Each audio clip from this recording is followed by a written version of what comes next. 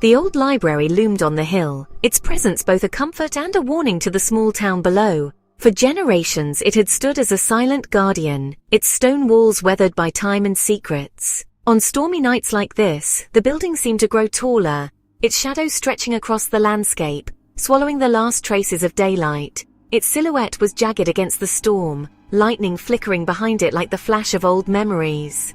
The wind howled, rattling the ancient eaves, as if the library itself was alive and restless. Rain battered the windows, each drop a tiny drumbeat echoing through the empty halls. Thunder shook the glass, making the shelves tremble and the old chandeliers sway. The storm outside was relentless, but inside, a different kind of tension brewed. Inside, the usual comfort of old paper and dust was gone, replaced by a nervous energy that seemed to seep from the very walls. The familiar scent of leather-bound books and parchment was tinged with something sharper, something electric. Shadows danced between the shelves, and every creak of the floorboards sounded like a warning. I found myself drawn down the longest, darkest hallway, where the air grew colder with every step. At the end stood the one door I was never supposed to open, its presence both forbidding and magnetic. The door was scorched black, as if it had survived a fire that the rest of the library had forgotten. Its brass lock was green with age, corroded by years of neglect and whispered warnings. They said the room behind it was dangerous, filled with nothing but charcoal and ghosts. Some claimed to hear voices late at night. Others swore they saw flickers of movement through the keyhole. The stories grew with every telling, each one darker than the last. My grandmother, the head librarian, made me promise to stay away. Her eyes, usually so kind, turned hard whenever I asked about the door. She spoke of family duty, of protecting the library's secrets, and made me swear I would never cross that threshold. But the door called to me, its silence louder than any warning. It seemed to hum with possibility, as if it held answers to questions I hadn't dared to ask. Every night I found myself thinking about what might lie beyond. Tonight, I had the key, found weeks ago in a forgotten tin box buried beneath stacks of old newspapers in the attic. The key was heavy, cold, and oddly comforting in my palm, as if it had been waiting for me all along. The storm outside gave me courage. Each crash of thunder seemed to urge me forward, drowning out the voice of doubt in my mind. The world beyond the library faded away, leaving only me, the door, and the secret it guarded. My hand trembled as I lifted the cold iron key, the metal biting into my skin. My breath caught in my throat, heart pounding so loudly I was sure it would give me away. I hesitated just for a moment, listening for footsteps, for any sign that I wasn't alone. The time for wondering was over. I had spent too many nights haunted by curiosity, too many days glancing over my shoulder, feeling the weight of the unknown pressing in. It was time to see what secrets the whispering door had kept hidden for so long. The key slid into the lock with a rusty groan, the sound echoing in the stillness like a warning. My hand trembled slightly, the cold metal biting into my palm as I turned it, feeling the resistance of years gone by. This was no ordinary door. This was the threshold to a place sealed by time and memory, a place I was never meant to enter. The groan of the lock echoed down the empty hallway, bouncing off the arched ceilings and stone walls. Each sound seemed to linger, as if the building itself was holding its breath, waiting to see what I would do next. I froze, listening for footsteps. Nothing but rain and thunder outside, the storm lashing against the windows. The wind howled, rattling the old glass panes, but inside the silence was thick and heavy, broken only by the distant rumble of thunder. Alone with the library's secrets, I turned the key. The lock clicked open, a sound both triumphant and terrifying. I felt the weight of every promise I'd made not to come here, every warning whispered by those who remembered the fire. Slowly, I pushed the door. It creaked, releasing a wave of cold, smoky air that seemed to seep into my bones. The air was thick, swirling with memories and secrets, as if the room itself exhaled after years of holding its breath. The smell was bitter, the ghost of a fire long dead. It clung to everything, books, wood, stone, a reminder of the night when flames devoured knowledge and history in a single merciless sweep. I hesitated, flashlight in hand, one foot in the safe hallway, one in the darkness. The beam trembled as I raised it, illuminating dust motes swirling in the cold air. My heart pounded, torn between the safety of the known and the pull of the forbidden. My plan was simple, clean, maybe find a clue to what was lost. But as I looked around, the task felt monumental. Every surface was coated in ash, every object a relic of a world that no longer existed. I wondered what secrets might be hidden beneath the soot, what stories the fire had tried to erase. But curiosity was stronger than fear or promises. The urge to uncover the truth, to see what had survived the flames, pulled me forward. I felt the weight of history pressing in, urging me to step deeper into the darkness. I stepped inside, pulling the door nearly shut behind me. The hallway's faint light faded, replaced by the oppressive blackness of the forbidden room. I was committed now. There was no turning back. The darkness was absolute, broken only by my flashlight's nervous beam. Shadows danced along the walls, twisting into shapes that hinted at the room's tragic past. Every step stirred up dust and memories, each one heavier than the last. The room was a tomb of black. Walls, floor, shelves coated in soot.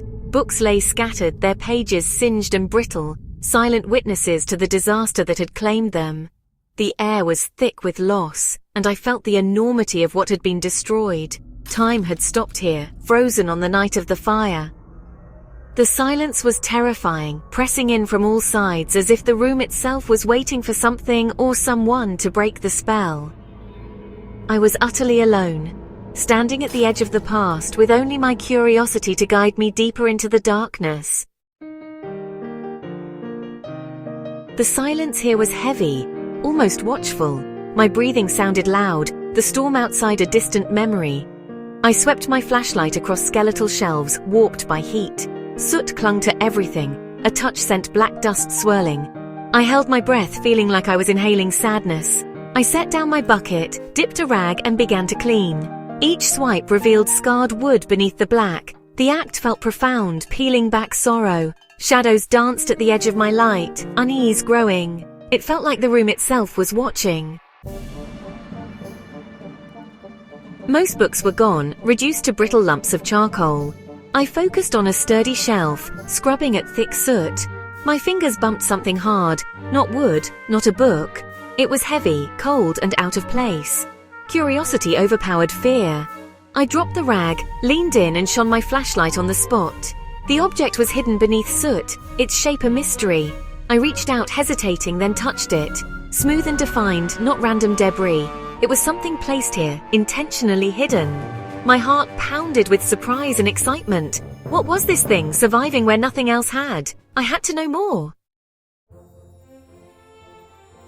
My fingers traced the object, rectangular, heavy, like stone or metal. It wouldn't move, fused to the shelf, or just incredibly dense. I scrubbed around the edges, soot coming away in streaks. The surface beneath was dark, smooth, and strangely warm. My flashlight revealed a shallow groove, a seam. Was it a box? The idea sent a jolt through me. I scraped away more grime, revealing a thin, perfect line. This was no accident of the fire. It was designed. The object was a container, a box meant to be found. As I worked, a tiny metallic glint appeared in the seam.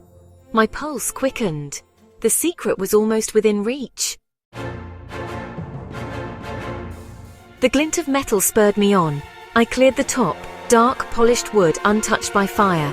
It was a box, seamless, with no visible lock or handle. I tried to open it, but it wouldn't budge. The weight was immense, far heavier than it looked. What could be so small yet so heavy? This was no trinket. It was meant to last, meant to be hidden.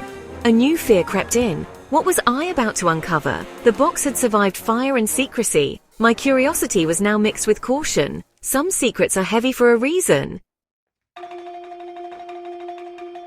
Brute force wouldn't open the box. It was a puzzle. I examined the surface, searching for clues. Near a corner, I found a faint, swirling engraving.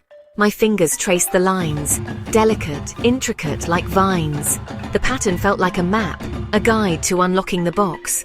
My heart raced. I focused on the design, following it inward. Suddenly, a tiny section gave way under my finger. A hidden button. A thrill shot through me.